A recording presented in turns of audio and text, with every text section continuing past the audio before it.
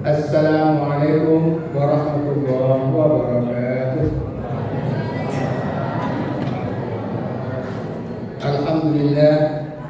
Alhamdulillahilladzi arsala rasulahu bil huda wa dinil haqq liyudhhirahu 'ala ad-dini kulli wa kafa billahi shahida.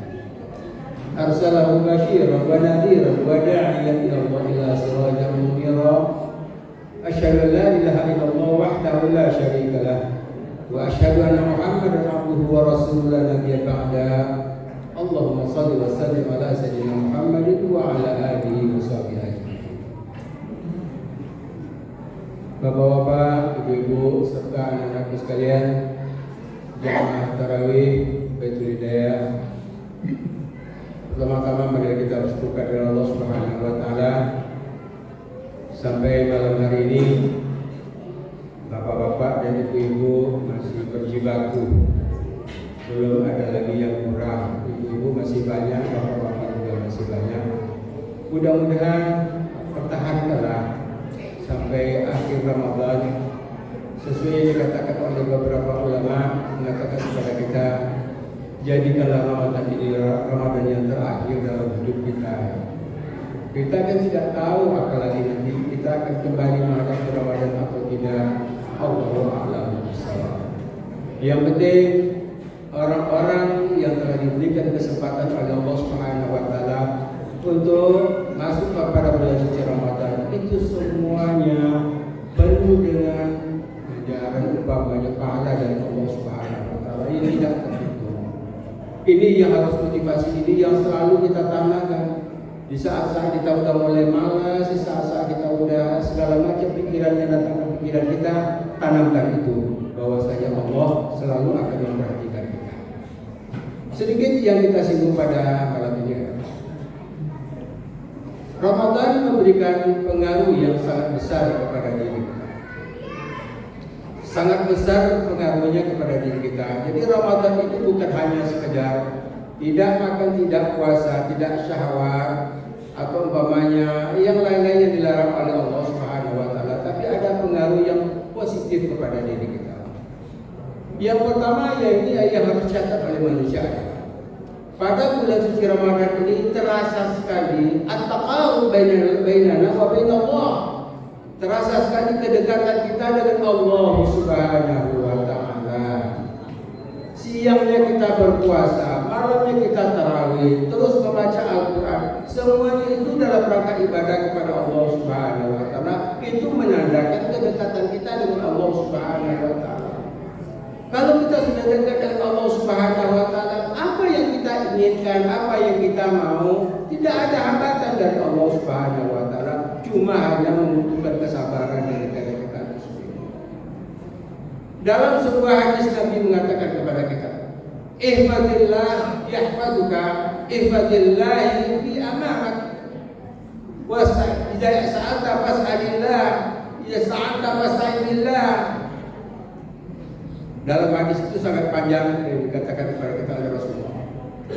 Wahai manusia, katanya, kalau kita sudah merasa dekat kepada Allah Subhanahu wa taala, ihfazillah, jagalah segala sesuatu yang kepada Allah Subhanahu wa taala. Jagalah ibadah kita kepada Allah Subhanahu wa taala. Insyaallah kita juga akan dijaga oleh Allah Subhanahu wa taala. Wahai manusia, kata Rasulullah SAW, "Idza sa'alta fas'alillah." Kalau umpamanya kamu minta, katanya mintalah kepada Allah. Dan sekarang kesempatannya kita meminta kepada Allah. Tapi jangan hanya meminta masalah-masalah dunia semata kepada Allah. Mintalah kebahagiaan dunia akhirat kepada Allah. Makanya pada suatu kesempatan Aisyah berdoa kepada Allah Subhanahu wa taala, "Ya Rasulullah, semoga hidup kita bahagia aja ya Rasulullah." Wahai Aisyah, katanya minta yang paling besar kepada Allah. Apa itu ya Rasulullah? Itu dia kata Rasulullah, selamatkanlah dunia dan akhirat ya Allah. Jadi kalau kita minta kepada Allah, sekarang kita sewaktu kita dekat kepada Allah, kita minta kepada Allah Subhanahu wa taala. Wa idza sta'inta fasta'in billah.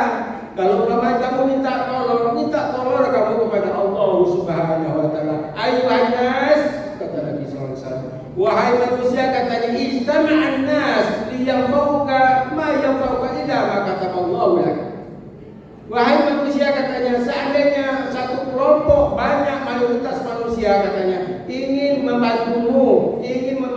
kamu sesuatu yang baik katanya. Tapi kalau umpamanya tidak diberikan izin oleh Allah, tidak akan jadi katanya. Illa ma kata Allah, kecuali Allah yang menetapkan segala sesuatu. Sebaliknya, idza kana ijtama'an nas liyaturruk, kalau umpamanya orang berkumpul katanya, pengen mencelakai kita, pengen membunuh kita katanya, tidak akan ada apa-apanya kata Allah Subhanahu wa taala kecuali izin dari Allah Subhanahu wa taala. Ingat kata Allah, segala sesuatu ini telah kami tulis dan tidak akan pernah berubah dalam kehidupan manusia.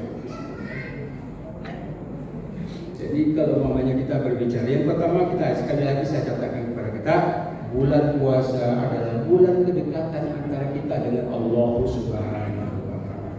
Minta kepada Allah, tapi jangan hanya kita mamanya malam pertama rajin kita sholat ibadah tarawih kepada Allah, kemudian berikutnya tersibuk dengan masalah-masalah dunia. Itu yang kita hindarkan. Jadi sekali lagi saya katakan, jadikanlah Ramadan yang sekarang ini Ramadan yang terakhir dalam kehidupan. Yang kedua, pengaruhnya puasa kepada diri kita adalah membuang sifat-sifat yang jelek yang ada dalam diri manusia. Membuang sifat-sifat yang negatif dalam diri manusia. Umpamanya salah satu adalah marah. Marah. Kadang-kadang orang tidak bisa, tapi kadang-kadang kita katakan bulan puasa orang tidak marah, ternyata banyak orang yang marah juga dalam bulan puasa. Jadi waktu itu Abu Hurairah mengatakan kepada Rasulullah, ya Rasulullah, tunjukkan kepada aku katanya suatu perbuatan yang aku bisa masuk surga ya Rasulullah. Kemudian Nabi mengatakan kepada Abu Hurairah, ya Abu Hurairah, la taghdab, la taghdab, la taghdab. Wahai Abu Hurairah katanya, seandainya kamu ingin masuk surga katanya, jangan pernah marah, jangan pernah marah. Kalau umpamanya kamu tidak bisa marah, dalam agama kan sudah dituntut. Kalau Anda dalam keadaan marah katanya, yang pertama bermarah dalam keadaan berdiri, duduk. Kalau umpamanya masih marah lagi, bawa tidur. Kalau masih marah lagi, bawa berwudu, kamu sholat kepada Allah Subhanahu wa taala. Jadi marah adalah sifat yang negatif, tapi boleh marah itu juga boleh ada positifnya, tapi jangan terlalu. Yang kedua adalah ini katakan Imam Ali karamallahu wajhahu. Apa kata Imam Ali karamallahu? Ala dua yakhshawna alaikum. Ada dua sifat yang aku takuti kepada wahai manusia katanya. Yang pertama adalah ittiba'ul hawa. Yang kedua adalah tulul amali. Ittiba'ul hawa katanya yaitu yang kalau yang pertama, kedua kata Ali kalau jauh mengatakan kepada kita dua sifat yang menjauhi oleh manusia. Yang pertama ittiba'ul hawa, mengikuti hawa nafsu. Jadi kalau hawa nafsu itu katanya tidak ada had pun, tidak ada batasnya. Tidak ada batasnya, seperti contohnya sekarang kita lihat orang kadang-kadang korupsi berapa banyak. Sebetulnya menurut kita kalau dia korupsi satu miliar nggak ada masalah, tapi ternyata dia triliunan dengan korupsi. Begitulah kalau orang mengikuti hawa nafsu. Kalau dunia hati tidak ada batasnya. Yang kedua, tulul amal. Tulul amal adalah orang yang panjang angan-angan. Orang panjang angan-angan ini katanya dia sadil akhirah. Orang panjang angan-angan kata Rasulullah SAW adalah orang-orang yang artinya dia lupa dengan akhirat. Jadi kalau dia yang dalam pikirannya itu suka dunia berhasil sukses, akhirnya lupa dengan akhirat. Jadi pada kesempatan bulan puasa ini semuanya coba kita. Yang terakhir nih kita akan boleh siapa ditegur oleh DKM jangan lama-lama Ustaz katanya itu. Yang ketiga itu adalah yang namanya puasa itu memberikan sifat-sifat yang positif kepada diri kita. Sifat-sifat yang positif. Yang pertama ajwan, al-jawad, dermawan. Rasulullah pernah memotong seekor domba, kemudian disuruh istrinya untuk membagikan. Apa wasaqakullah? Apakah kamu sudah membagikan semuanya kata? Illa kata Faihi, kecuali kalau kaki depannya Rasul saya tinggalkan di Rasul.